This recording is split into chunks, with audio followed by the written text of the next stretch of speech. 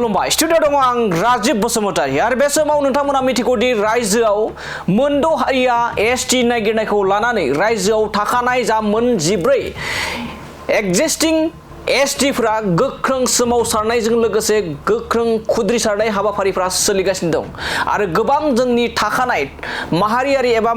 एबा ट्राइबेल माहारिनि दैदेनगिरिफ्रा गोबां बेनि सायाव अजद दैखांदों मालाब्लाबो मोनद' हारिनो गोदानै एसटि होनो हानाय नङा होननानै बेफोरबायदि गोबां सोमावसारदों आरो दाबि खालामदों बेबायदिनो जोंनि बर' हारिनि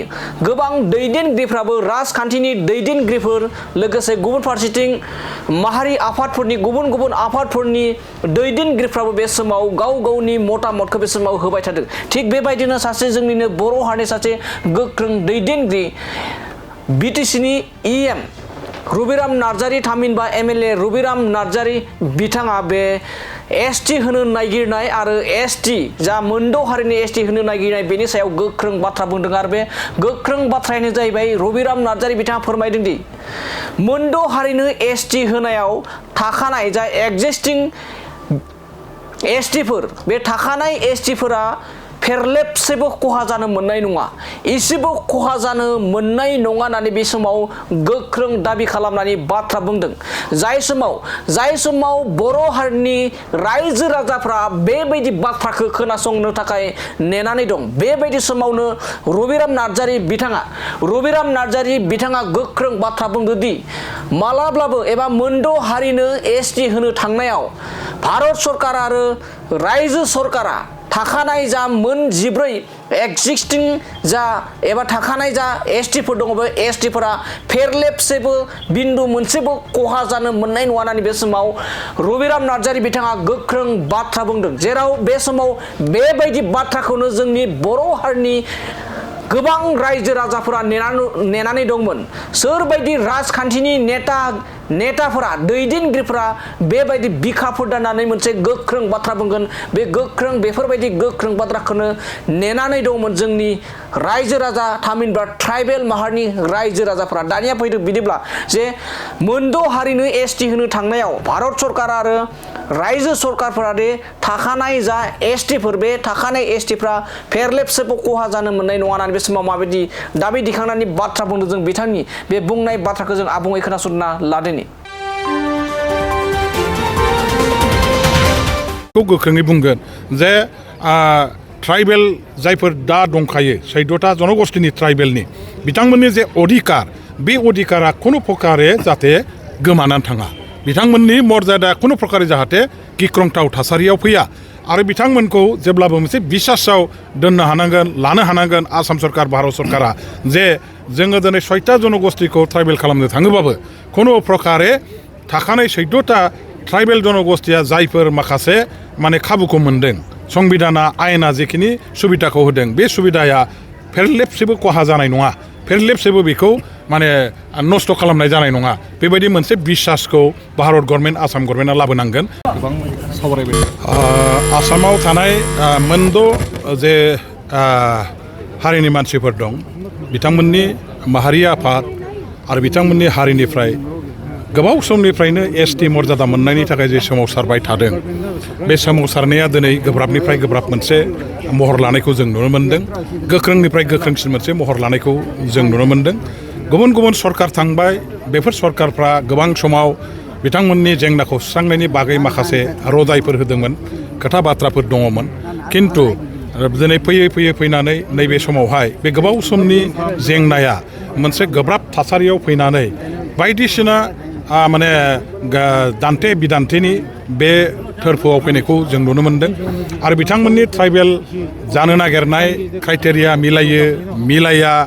संबिधाना बेखौ एलाउ खालामा बेफोरनि माखासे बाथ्रा खोथाफोरबो दिनै बेयाव बेरखांदों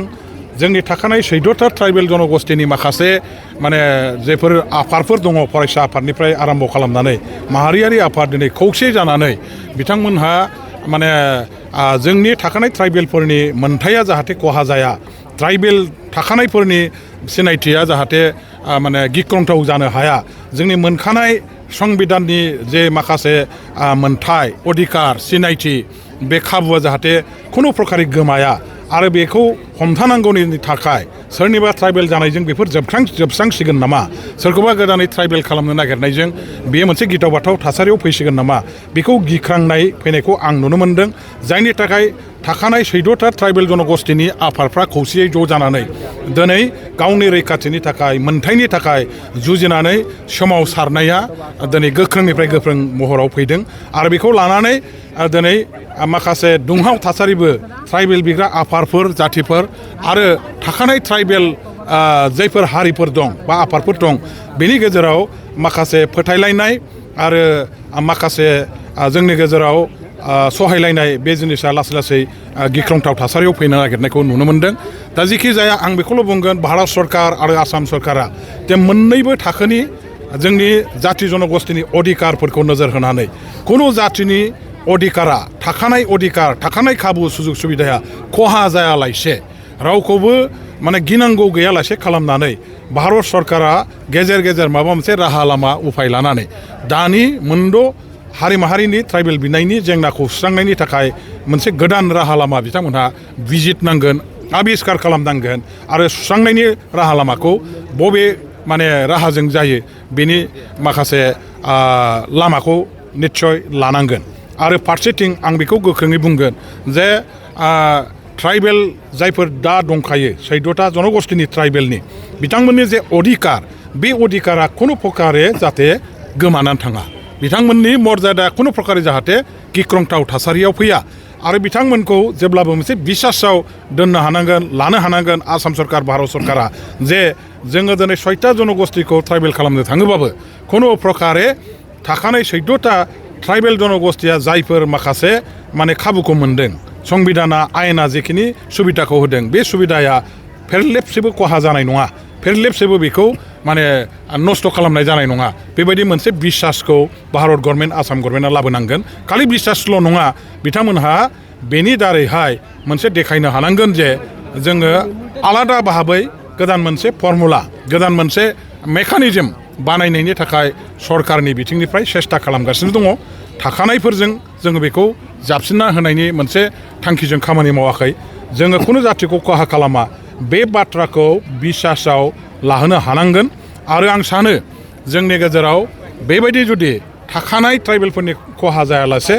गोदानै जानो नागिरनाय ट्राइबेलफोरनि मर्यादाखौ जुदि थिसननायनि बेबस्थाखौ खालामो आयेन कानुन संबिजित गासैखौबो नायनानै होमबा बावहाय दावराव दावसिया फैनाय नङा जोंनि गेजेराव दुंहाव थासारिया फैनाय नङा आरो हारि माहारिनि गेजेराव बिसासनि आंखाला जानाय नङा बेखौ आफाद हिसाबै दिनै बिथांमोनहा गावसोरनि सोमावसारनायनि मोनसे आयदा हाबाफारि हिसाबै लादों आरो लानायाबो दरखार दं ट्राइबेलनि जेसेबां एमएलए एमपि मन्थ्रिफोर दं बिथांमोनहा एसेम्ब्लियाव पार्लामेन्टआव मा रल लानो हायो हाया बिथांमोननि पार्टिनि सिंनि बाथ्रा अब्लाबो दिनै सोमावसारनायाव जायफोर दैदेनगिरिफ्रा आफादफ्रा बाहागो लानानै दं सोमावसारनायखौ दैदेनगासिनो दं बिथांमोनहा निस्सय ट्राइबेलनि दैदेनगिरिफोरजों आफादफोरजों रायलायनानै बिथांमोनहा मोजाङै बुजायनो हानांगोन बिथांमोननि गिनायनि आसल थांखिया मा बिथांमोनहा माखौ लानानै गोसोआव संखिखांनाय फैदों बेफोर बाथ्रा खोथाफोरखौ गासैबो रोखा रोखायै बुजायनो हानांगोन आरो बेनि